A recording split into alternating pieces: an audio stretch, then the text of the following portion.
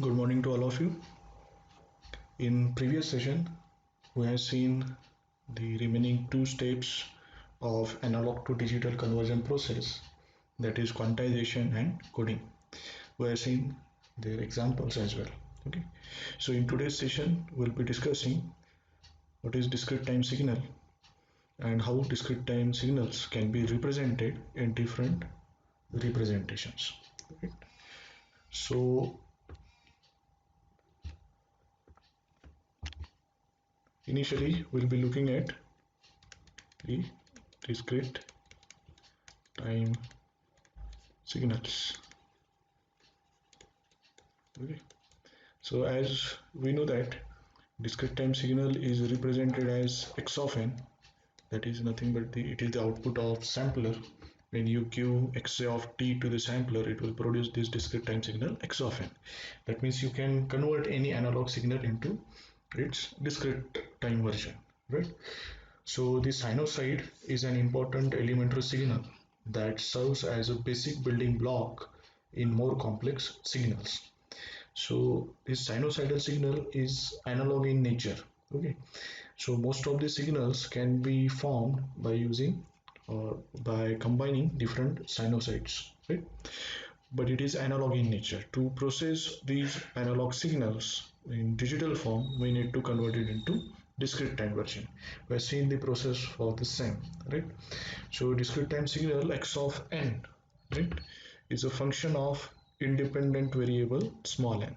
So small n is a discrete time variable, or you can say that time variable for discrete time signal. Okay. So small n is the time variable for discrete time signal, and this discrete time signal is a dependent signal which depends on variable small n, and small n is an independent variable. Okay. So discrete time signal is a function of an independent variable small n, and it is an integer value. Okay. So there are various representations.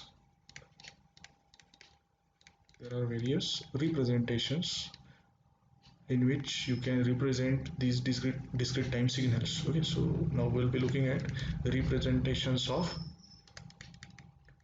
discrete time signals.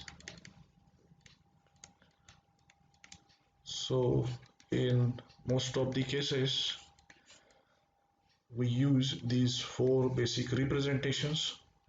First one is functional representation, second one is graphical representation, third one is tabular representation, and fourth one is sequence representation. Okay.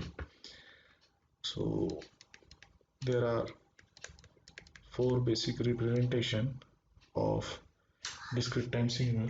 We can use any one of these representation to represent discrete time signal. Okay. The first one is functional representation, right? Second one is graphical representation. Third one is tabular representation, and fourth one is sequence representation. Okay. So these representations can be used to represent discrete time signal small n, x of n. Okay. We can represent the discrete time signal x of n using any one of these four representations. Okay. Okay. So now let's look at these representations one by one. So first one is the functional representation. So first representation is functional representation. So in functional representation, we have seen one of the example in previous session, right? So where we have represented this x of n as 0.9 to the power n or 0, right? So x of n has the value x of n has the value 0.9 raised to the power n for small n less than equals to, sorry, for small n greater than or equals to 0, that is for positive values of n, and for negative values of n it was 0, right? So x of n was 0 for negative values of n.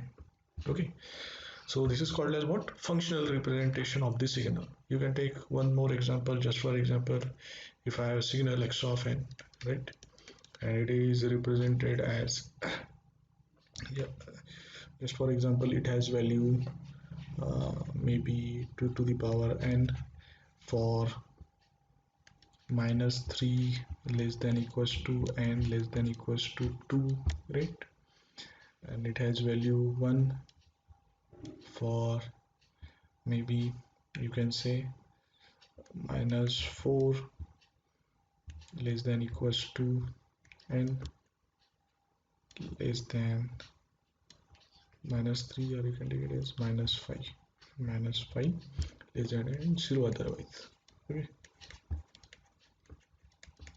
so this is another example of what? Functional representation, in which we are represented discrete time signal x of n in functional form, right? So this is the first representation. Second one is the graphical representation. Okay, graphical representation of discrete time signal x of n. Okay, so now we will be looking at how this discrete time signal x of n can be represented in graphical form. Okay, so we will take this example. Okay, we will try to represent this signal, that is this x of n, in graphical representation form. So obviously we will be drawing one graph.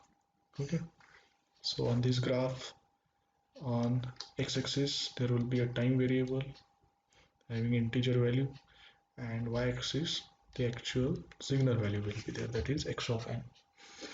So at origin, okay, it is called as origin of the signal. That means it is starting from 0th time unit. There will be negative time units, that is -1, then -2, -3, -4, right, -5, and so on, right? So on left hand side time goes decreasing, on right hand side this time goes increasing. So 1, 2, 3, 4, 5, 6, and so on. Okay, so now I want to represent the value of x of n, okay, in graphical form. So I'm using this same function here, right? So how this graph will be drawn, right? So now just like take a look at it, right?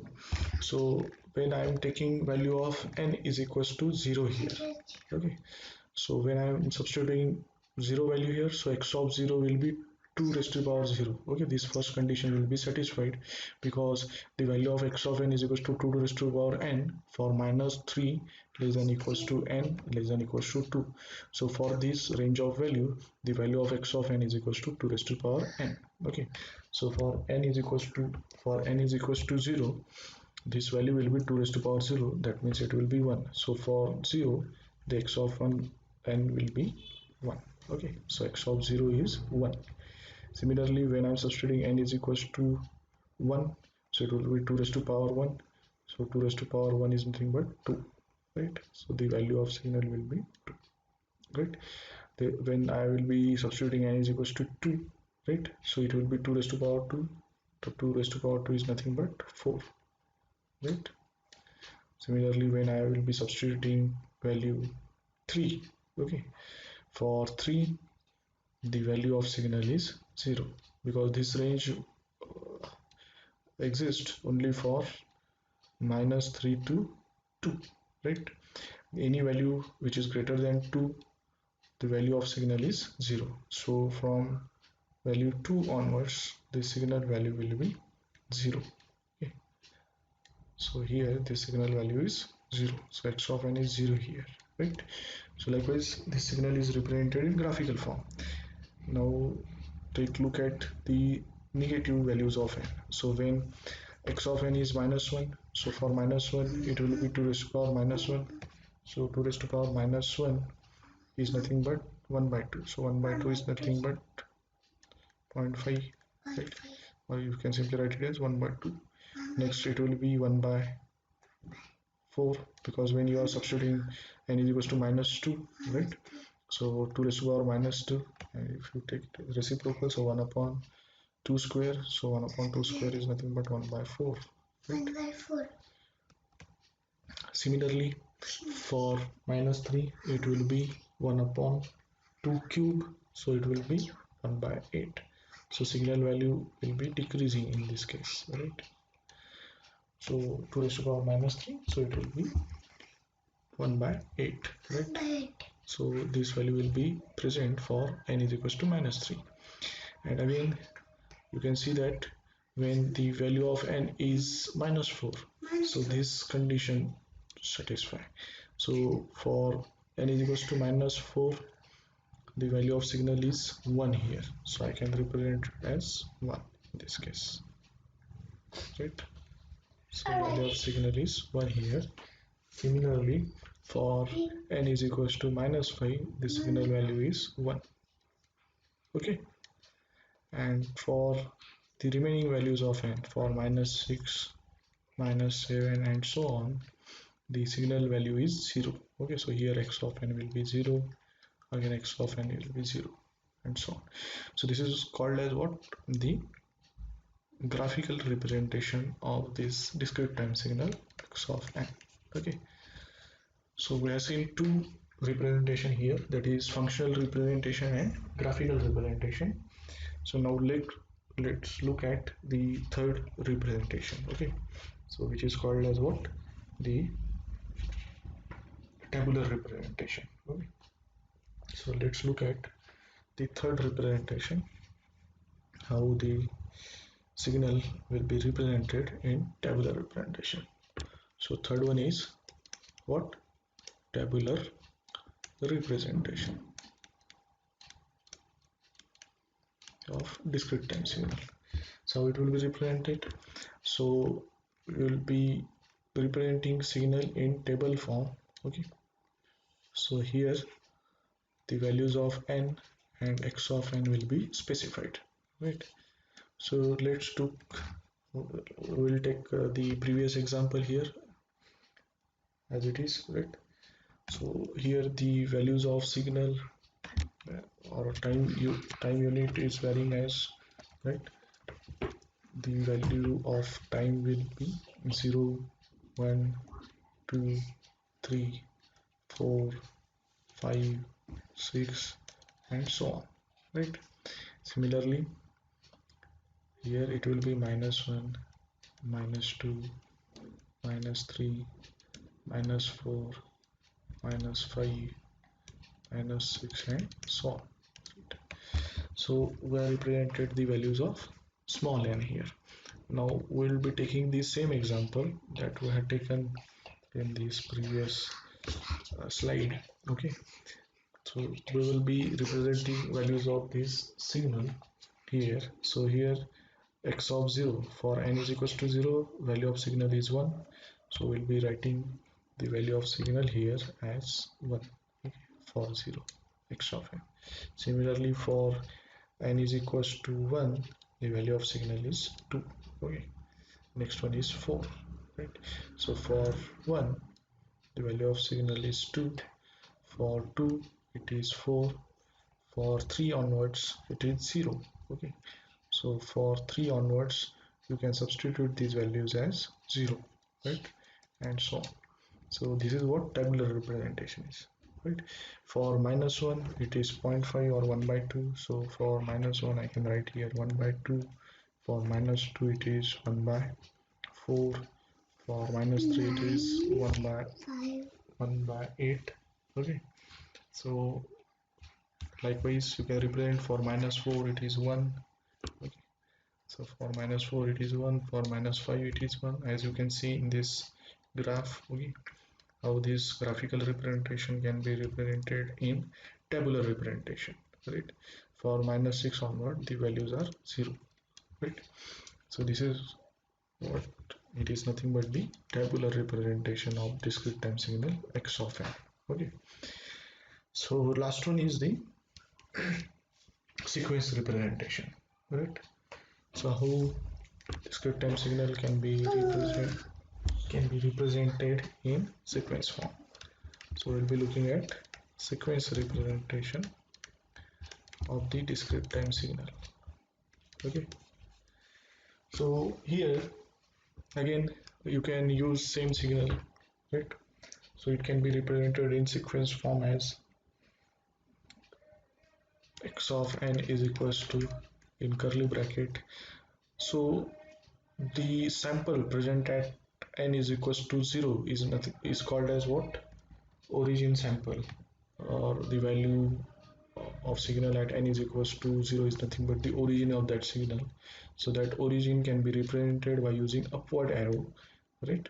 So value at 0 is 1 here in this signal. Okay, so value of signal is 1, x of n is 1 at n is equals to 0, comma. Next you will be writing the remaining value. At 1 it is 2, at 2 it is 4, at 3 it is 0, at 4 it is 0, and so on, right? Similarly for -1 it is 1 by 2. Okay, for -2 it is 1 by 4, right? For -3 it is 1 by 8. For -4 it is 1, again -5 it is 1, -6 and 7, -7 onwards it is 0, right? So this is called as what? Sequence representation.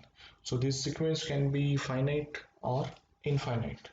Okay, so if I'm trying to represent a finite finite duration signal, if I'm representing a finite duration signal here, so x of n can be represented as x of n is equals to, just for example, the values of x of n is 3, -1, -2, 5, 4, -8. So this can be considered as what? Infinite duration signal. This is finite duration signal, right? So this is sequence representation. Okay, so in this second discrete time signal I have not indicated the origin, but if I am taking origin here, okay, so the value of n here is 0 and x of n is -1. Okay, so the value of n is 0 here and x of 0 is -1, x of 1 is 2, sorry, -2, x of 2 is 5, x of 3 is 4, x of 4 is -8, and x of -1 is 3, right? So likewise these are what? Values of n in this case. So this is nothing but is sequence representation of discrete time signal. Okay, so all these are the different representations of discrete time signal. Okay, so in this session what we have seen different representations that can be used to represent discrete time signal. Okay, we have seen functional representation, we have seen graphical representation, next we have seen tabular representation, right? Next we have seen the sequence representation, right? So you can use any one of these four representation to represent the given discrete time signal. Okay, so in next session we'll be looking at some of the basic discrete time signals, which are also called as elementary discrete time signals. Okay, so these elementary discrete time signals can be used to perform some complex operation in digital signal processing.